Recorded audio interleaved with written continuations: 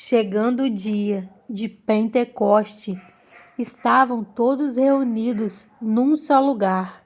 De repente veio do céu um som, como de um vento muito forte, e encheu toda a casa na qual estavam assentadas. E viram o que parecia línguas de fogo, que se separaram e pousaram sobre cada um deles. Todos ficaram cheios do Espírito Santo e começaram a falar noutras línguas, conforme o Espírito os capacitava. Havia em Jerusalém judeus tementes a Deus, vindos de todas as nações do mundo.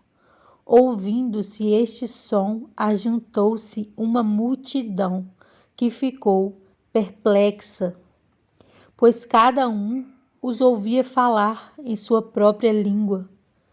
Atônitos e maravilhados, eles perguntavam: acaso não são galileus todos estes homens que estão falando?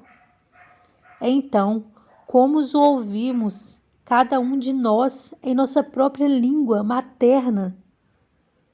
Partos, medos e elamitas, habitantes da Mesopotâmia, Judéia e Capadócia, Ponto e da província da Ásia, Frígia e Panfilha, Egito e das partes da Líbia, próxima a Cirene, visitantes vindos de Roma, tanto judeus como convertidos ao judaísmo, cretenses e árabes.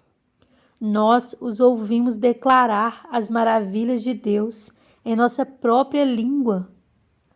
Atônitos e perplexos, todos perguntavam uns aos outros: que significa isto? Alguns, todavia, zombavam deles e diziam: eles beberam vinho demais. Então Pedro levantou-se com os 11 e, em alta voz, dirigiu-se à multidão: homens da Judéia e todos os que vivem em Jerusalém, deixem-me explicar isto. Ouçam com atenção. Estes homens não estão bêbados, como vocês supõem. Ainda não são 9 horas da manhã. Pelo contrário, isto é o que foi predito pelo profeta Joel. Nos últimos dias, diz Deus, derramarei do meu espírito sobre todos os povos. Os seus filhos e as suas filhas profetizarão. Os jovens terão visões, os velhos terão sonhos.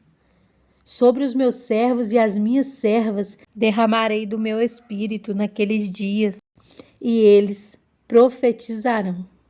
Mostrarei maravilhas em cima no céu e sinais embaixo na terra: sangue, fogo e nuvens de fumaça. O sol se tornará em trevas e a lua em sangue, antes que venha o grande e glorioso dia do Senhor.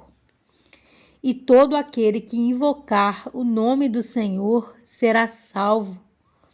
Israelitas, ouçam estas palavras.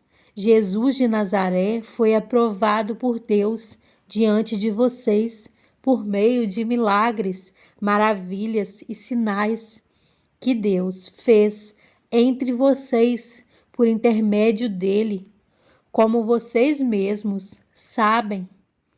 Este homem lhes foi entregue por propósito determinado e pré-conhecimento de Deus, e vocês, com a ajuda de homens perversos, o mataram, pregando-o na cruz. Mas Deus o ressuscitou dos mortos, rompendo os laços da morte, porque era impossível que a morte o retivesse. A respeito dele, disse Davi: eu sempre via o Senhor diante de mim, porque ele está à minha direita, não serei abalado.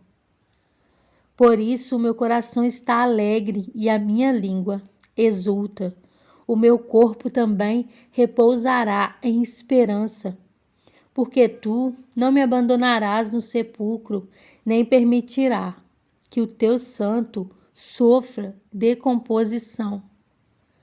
Tu me fizeste conhecer os caminhos da vida e me encherás de alegria na tua presença.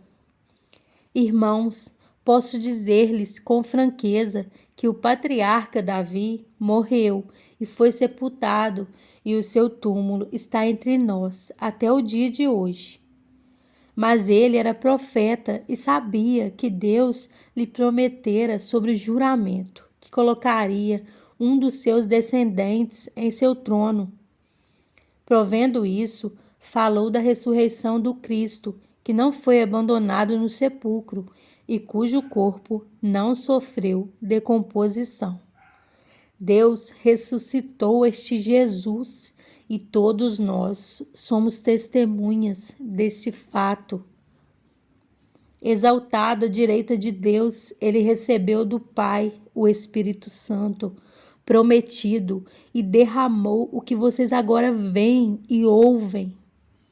Pois Davi não subiu ao céu, mas ele mesmo declarou: o Senhor disse ao meu Senhor: senta-te à minha direita, até que eu ponha os teus inimigos como estrado para os teus pés.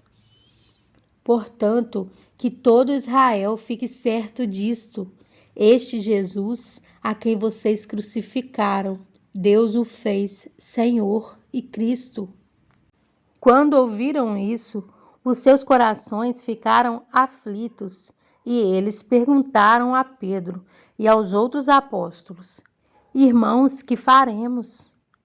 Pedro respondeu: Arrependam-se e cada um de vocês seja batizado em nome de Jesus Cristo para perdão dos seus pecados e receberão o dom do Espírito Santo, pois a promessa é para vocês, para os seus filhos e para todos os que estão longe, para todos quantos o Senhor, o nosso Deus, chamar.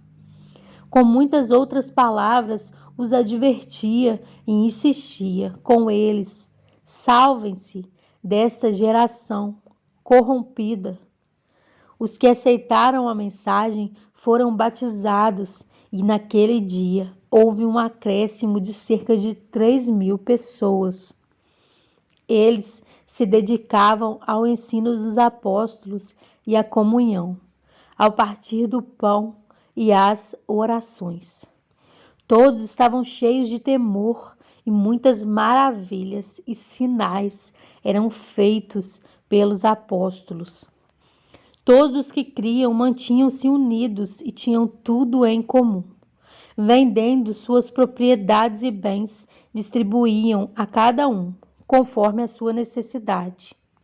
Todos os dias continuavam a reunir-se no pátio do templo. Partiam o pão em suas casas e juntos participavam das refeições, com alegria e sinceridade de coração, louvando a Deus e tendo a simpatia de todo o povo. E o Senhor lhes acrescentava todos os dias os que iam sendo salvos. Em João 14, 21 a 26, diz: Quem tem os meus mandamentos e lhes obedece, esse é o que me ama. Aquele que me ama será amado por meu Pai, e eu também o amarei e me revelarei a ele. Disse então Judas, não Iscariotes: Senhor, mas por que te revelarás a nós e não ao mundo? Respondeu Jesus: Se alguém me ama, guardará a minha palavra. Meu Pai o amará. Nós viveremos a ele e faremos nele morada. Aquele que não me ama não guarda as minhas palavras. Estas palavras que vocês estão ouvindo não são minhas, são de meu Pai que me enviou. Tudo isso lhes tenho dito, enquanto ainda estou com vocês. Mas o Conselheiro, o Espírito Santo, que o Pai enviará em meu nome, lhes ensinará todas as coisas e lhes fará lembrar tudo o que eu lhes disse.